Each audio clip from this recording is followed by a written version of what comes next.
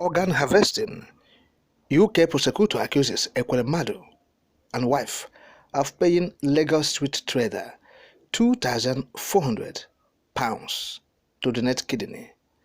Now former Deputy Senate President Ekweremadu, his wife Beatrice, have been accused of paying an impoverished street trader from Lagos State the sum of £2,400 for the purpose of harvesting his organ. That's according to the prosecutor, Hugh Davis, the prosecutor in the UK. So the case resumed on Monday, this February 6th. During the opening of the case, the prosecutor at the Old Bailey, United Kingdom, said that Ekwemadu's status and influence had produced a significant degree of wealth. He noted that the state of health of Ekwemadu's daughter, Sonia, could have been alleviated or cured by a kidney transplant. However, Davis declared to the jury that rewarding someone for a kidney donation was criminal. Hear him? There was an obvious risk that those providing organs for transplantation for reward are likely to come from the poorest and most vulnerable sections of society. That's according to Davis. He noted that Ekweremadu and his associates began a search for a donor among economically vulnerable people in Nigeria with the right blood and genome types, adding that candidates were invited to the Nigerian capital, Abuja, for testing. Okpa was given medical tests in Nigeria to assess his suitability as a donor before being flown to the UK, and he was offered £2,400 plus the promise that he could live and work in the UK. According to Davis, according to Davis, the prosecutor, steps were taken to create the wholly false impression that the alleged victim, that's Okpa, and Sonia Ekweremadu, were cousins.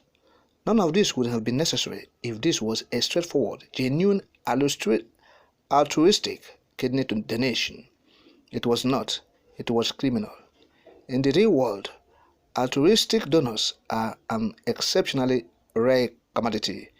That's according to David. But the Ekweremadus denied the prosecutor's claims.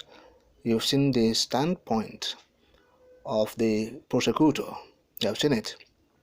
You have seen that is saying that for Ekweremadu and his family to have brought out the impression that David, that's Okpa, and Sonia, this daughter of Senator Ekweremadu, they are related, they are cousins, shows that they have sinister motive, shows that they are into criminal activity, that this is not genuine, because from all indication this guy is not related to Ekweremadus.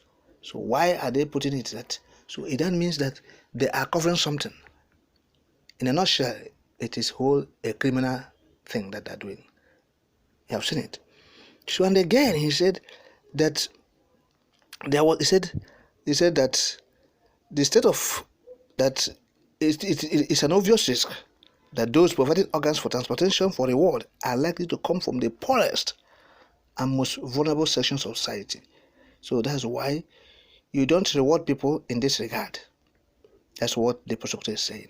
You don't reward people because they gave you, they donated their kidney to you. So that means you are exploiting them. You have seen how they reason over there. That is exploitation. And here you will say, oh, because you say you are making money from it. You want people to come and take your kidney because you are poor, you want money. But from that side, they are reasoning from the fact that as a man of influence and wealth, a former deputy senate president for 2 tenures, that he has amassed wealth, and they have made sure that they impoverish the people, that when such situations arise, this kind of thing, that they'll be able to use their money to buy people over, buy body parts, and go and transplant. You see, so that means you are, this is you are trafficking human parts. That's how they see it. Because you have impoverished the people, and they have come and you are asking them to bring their body parts so that you go and use it to cure yourself or cure your wife or cure your daughter. that means that is exploitation, and that is from the angle the United Kingdom, the prosecutor, they are seeing it from. So that is it. So when we are seeing all these things, organ harvest, organ trafficking, these are the things that they are talking about. So, and that is true. The leaders in Nigeria have impoverished the poor masses.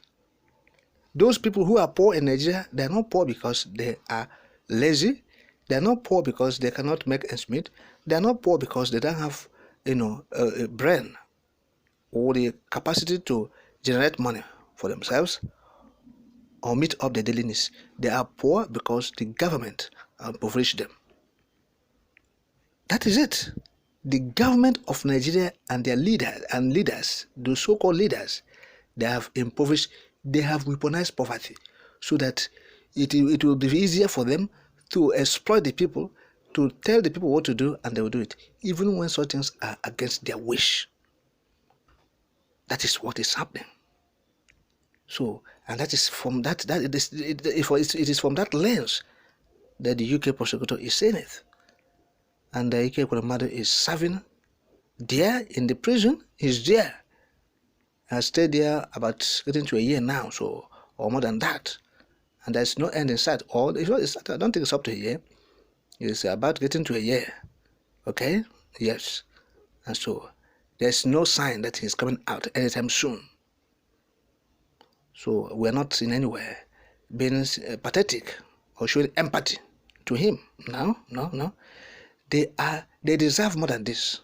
All the political diabolics, they have, they have made people to go through go through crucible. Nigerians have suffered a great deal in their hands. Looters, primitive looters. They squander the resources of the country with reckless abandon overseas with their concubines and friends and associates and allies.